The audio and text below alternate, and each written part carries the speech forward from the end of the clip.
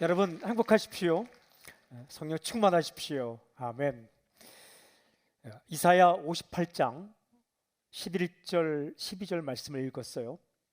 이 말씀에는 우리의 삶을 향하여 하나님께서 원하시는 꿈이 기록되어 있습니다. 마음에 들어오는 두 가지 표현이 있습니다. 하나는 물된 동산이라는 표현이고, 또 하나는 무너진 데를 보수하는 자라는 표현입니다. 저는 이 표현이 참 좋았어요. 물된 동산, 무너진 데를 보수하는 자. 나는 내가 이런 삶을 살았으면 좋겠다라는 당신을 향한 하나님의 바람입니다. 함께 읽은 58장 11절 12절 말씀을 본문으로, 또한 읽지는 않았지만 그 이전에 있는 1절 10절까지 말씀을 참고로 해서 하나님 말씀을 듣길 원합니다. 첫째 포인트입니다. 물된 동산. 11절 말씀 제가 읽을게요. 여호와가 너를 항상 인도하여 메마른 곳에서도 네 영혼을 만족하게 하며 네 뼈를 견고하게 하리니 너는 물된 동산 같겠고 물이 끊어지지 아니하는 산 같을 것이라. 이런 표현이 나와요. 너는 물된 동산 같겠고, 너는 물된 동산 같을 것이다. 물된 동산, 아름다운 겁니다. 물이 그득 차 있는 아름다운 모습, 나무들이 울창하고 열매가 풍성한 그런 모습. 너는 물된 동산 같은 삶을 살 것이며, 그것이 바로 너를 향한 나의 계획, 그리고 너를 향한 나의 바람이다 라는 거예요. 물된 동산이 어떤 모습일까? 오늘 읽은 본문에는 이렇게 나와 있습니다. 여호와가 너를 항상 인도. 아멘. 하나님께서 너를 항상 인도하신다. 그리고 메마른 곳에서도 네 영혼을 만족하게. 메마른 상황이지만 영혼은 메마르지 않고 만족함을 누린다. 그 다음 이렇게 표현되어 있어요. 네 뼈를 견고하게. 뼈는 기초입니다. 토대입니다. 중심. 격까지는 흔들리지만, 삶의 변화가 있지만, 그러나 중심이 흔들리지 않는 삶을 사는 것. 물된 동산이. 또 한 가지는 물이 끊어지지 아니하는 샘. 여러분, 물이 끊어지지 아니하는 샘이 얼마나 복된 모습입니까? 계속적인 공급이에요.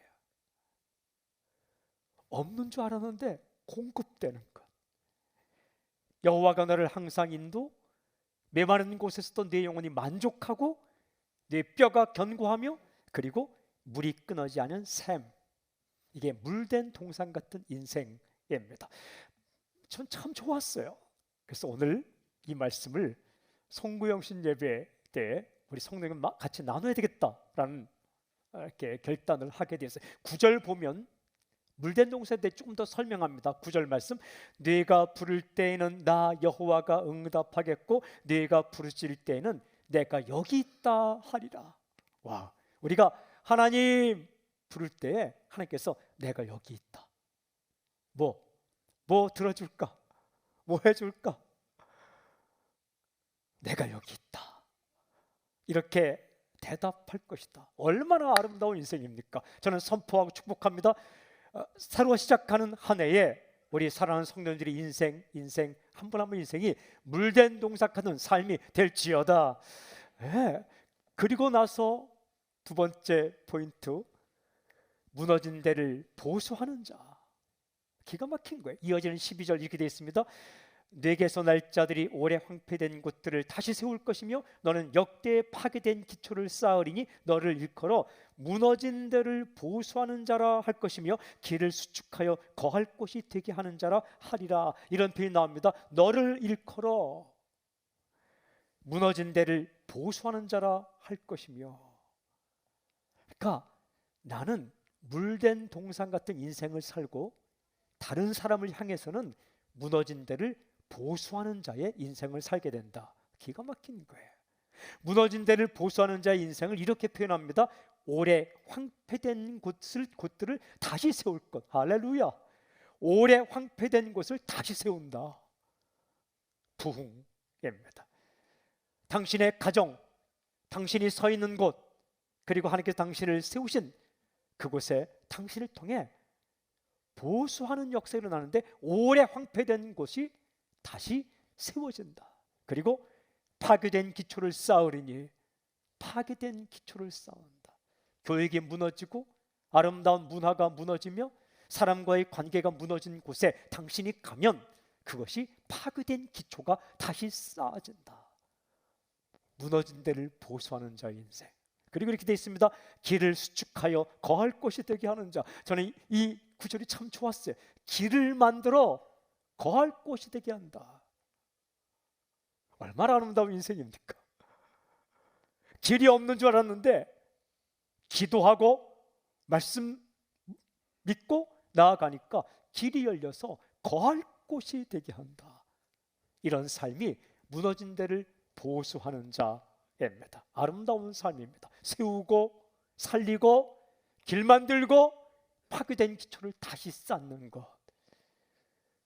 이런 삶. 나는 물된 동산 같은 삶을 살고 그리고 다른 사람을 향해서는 무너진 데를 보수하는 자. 이 삶이 하나님께서 당신을 향해 원하시는 삶이다. 한 번 더 선포합니다. 이런 삶을 살아가는 새해가 될지어다. 중요한 질문이 한 가지 남았습니다. 그것은 물된 동산 같은 인생, 무너진 데를 보수하는 인생을 살기를 원할 때에 그렇게 살 수 있는 비결이 무엇일까? 그렇게 살 수 있는 비결이 무엇인가? 셋째 포인트예요. 주님께서 기뻐하시는 삶. 이 물된 동산, 무너진 데를 보수하는 자와 같은 삶을 살 수 있는 비결이 무엇일까? 그것은 주님께서 기뻐하는 선택을 하는 거예요. 주님께서 기뻐하는 삶을 사는 거예요. 11절, 12절 우리가 읽었는데 그 앞에 있는 1절, 10절까지 말씀을 읽어오면 그 주제가 뭐냐? 주님께서 기뻐하시는 삶입니다. 매일매일 삶 속에서 경건한 척하는 그런 종교인의 삶이 아니라 한순간 한순간 주님께서 기뻐하는 삶을 살아갈 때에 물된 동산 같은 인생, 무너진 데를 보수하는 자의 삶을 살 수가 있다라는 거예요. 하나님은 이 1절 10절까지 읽으면 겉모습은 경건한 척하지만 실제 삶은 그렇지 못한 삶에 대해서 아주 신랄하게 비판을 합니다. 4절 보라 너희가 금식하면서 논쟁하며 다투며 악한 주먹으로 치노다. 이게 무너진 삶에 대해서 금식을 예로 들면서 금식하면서 싸운다. 여러분 금식은 대단히 힘든 경건 생활입니다. 저도 금식을 할 때마다 깨닫는 영적 진리가 있는데 배고프다라는 거예요. 굉장한 진리입니다. 여러분 금식하면 먼저 배가 고파요. 배고픈 거 참는 거 힘든 거예요. 굉장히 힘든 경건 생활이에요. 쉽지 않습니다. 그러기에 아름다운 겁니다. 금식은 하나님께서 기뻐하시는 거예요. 힘든 것을 참으면서 하나님 생각하니까 얼마나 하나님께 좋아하시겠어요. 그런데 금식하면서 말로 싸우고 주먹으로 싸운다. 이게 말이 안 된다는 거예요. 이거 뭔가 잘못됐다는 거예요. 이렇게 살면 물된 동산이 아니라 물 빠진 동산입니다. 무너진 데를 보수하는 자가 아니라 세워진 데를 무너뜨리는 자의 인생이라는 거죠. 이게 말이 안 돼. 너희가 왜 물된 동산 같은 인생을 살지 못하느냐? 너희가 왜 무너진 데를 보수하는 자의 인생을 살지 못하느냐? 그것은 삶이 무너졌기 때문이다 라는 거예요. 하나님의 자녀가 되었어요. 하지만 살아가는 방식은 금식하면서도 싸우고 금식하면서도 악한 다툼을 한다라는 겁니다. 금식하지 말라는 말씀입니까? 아닙니다. 금식이라는 경건 생활을 한다면 실제 삶이 변해야만 물된 동산 무너진 데를 보수하는 자의 인생을 살 수 있다는 거예요. 여러분 기도하고 예배로 모이고 그리고 여러 가지 경건 생활을 하지만 그러나 매일매일 삶 속에서 하나님께서 기뻐하는 인생을 살아갈 때에 비로소 물된 동산 무너진 데를 보수하는 자의 인생을 살 수 있다. 어떻게 해야 됩니까? 6절, 7절 이렇게 말씀하십니다. 내가 기뻐하는 금식은, 진짜 금식은 흉악의 결박을 풀어주며 멍에의 줄을 끌어주며 압제당하는 자를 자유하게 하며 모든 멍에를 꺾는 것이 아니겠느냐. 또 줄인 자에게 네 양식을 나누어 주며 유리하는 빈면을 집에 들이며 헐벗은 자를 보면 입히며 또 내 고륙을 피하여 스스로 숨지 아니하는 것이 아니겠느냐. 배고픈 사람 밥 한 그릇 챙겨주고 나그네 생각하고 헐벗은 사람에게 옷 한 벌 주며 어려움을 당하는 사람을 못 본 채 하지 않고 지나치지 않는 것. 삶, 이 삶을 살기로 결단할 때 나의 영혼이 물된 동산 같은 메마른 상황 가운데서도 만족함을 누리는, 나의 삶이 무너진 데를 보수하는 자, 넘어지고 자빠지고 쓰러진 사람들을 일으키는 인생을 살게 된다라는 거예요. 여러분, 결정적으로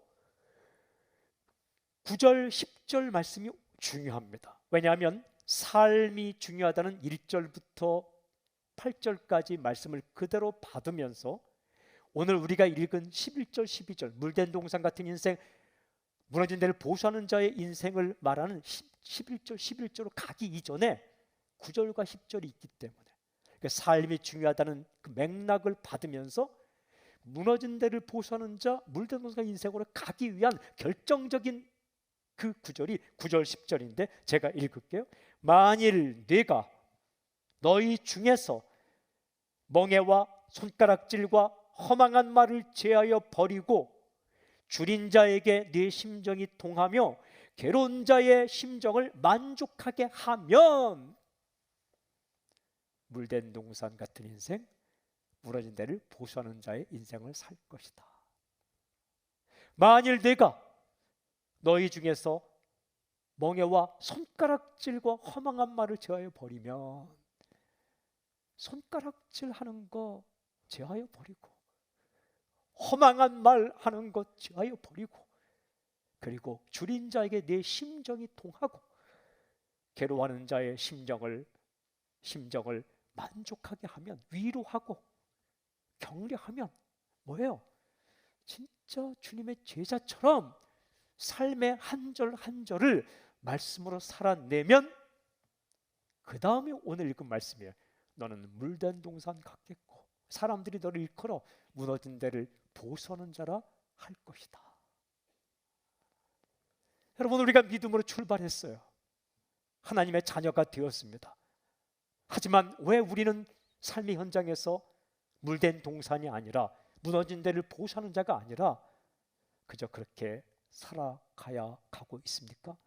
그것은 출발 안에서가 아니라 하나님의 자녀로 출발 이미 했고 구원의 여정을 시작했지만 매일매일 삶의 현장에서 주님께서 기뻐하는 길을 선택하지 않기 때문에 그렇습니다. 하지만 우리가 매일매일 만나는 사람들, 그리고 삶의 현장에서 한순간 한순간 어렵고 힘들지만 주님께서 기뻐하는 삶, 진짜 크리스찬의 삶을 선택할 수만 있다면 먼저 내 마음이 물된 동산 같은 넉넉한 마음이 될 것이다. 그리고 사람들은 너를 일컬어 무너진 데를 보수하는 자, 길을 만드는 사람이라고 말할 것이다. 얼마나 아름다운 삶이에요. 이번에 이 말씀 묵상하며 마태복음 25장을 읽어봤는데 우리가 이 땅에서 어떻게 살아야 할 것을 예수님께 직접 말씀해 주셨어요. 예수님께서 해주신 이야기 가운데 임금이, 왕이 선한 행동을 한 사람들을 불러놓고 하는 말 가운데 의미가 있어요. 이렇게 말합니다. 내가 줄일 때 너희가 먹을 것 주었고, 목마를 때 마시게 하였고, 나그네 되일 때 영접하였고, 헐벗을 때 옷을 입혔고, 병들었을 때 돌보았고, 옥에 갇혔을 때 와서 보았다. 너희가. 사람들이 묻습니다. 언제 우리가 그렇게 했습니까? 이때 이 주인이, 임금이 말을 합니다. 바로 주님께서 하시는 말씀, 마태복음 25장 40절. 내가 진실로 너에게 이르노니 너희가 여기 내 형제 중에 지극히 작은 자 하나에게 한 것이 곧 내게 한 것이니라. 내가 만나는 사람에게 한 것이 주님께 한 것이다. 여러분, 우리는 한 해를 새롭게 살아가면서 수없이 많은 사람을 만나게 될 거예요. 가까운 가족도, 또 새로운 기회 시간에 하나님께 기회 주신 한 해 동안 만나게 될 거예요. 또한 나의 친구들, 또한 내 주변에 많은 사람 만나게 될 것입니다. 그때 어떻게 할 것인가? 금식하며 손가락질하는 그런 인생이 아니라 금식하고 기도하고 봉사하고 선교하면서 동시에 위로하고 선을 베풀고 그리고 사랑하고 옷 한 벌 주고 밥 한 그릇 주고 말 한마디 평안을 빌어주는 인생 살 때에, 그렇게 하면 내가 물된 동산 같은 인생을 살 것이다. 그리고 사람들은 너를 일컬어 무너진 데를 보수하는 자라 할 것이다. 사랑하는 여러분, 매일매일의 삶 속에서 당신의 선택이 예수님께서 기뻐하는 삶, 그 선택이 될 수만 있다면 오늘 우리에게 주신 이 메시지와 같은 인생을 살게 될 것을 꼭 기억하십시오. 물된 동산, 무너진 데를 보수하는 자, 그런 인생을 살아가는 놀라운 역사가 있을지어다. 우리에게 성령의 능력을 주셔서 그렇게 살게 하실 주님을 찬양합니다. 할렐루야. 주를 높이 드립니다. 주를 경배합니다. 하나님을 찬양합니다. 할렐루야. 아멘. 아멘.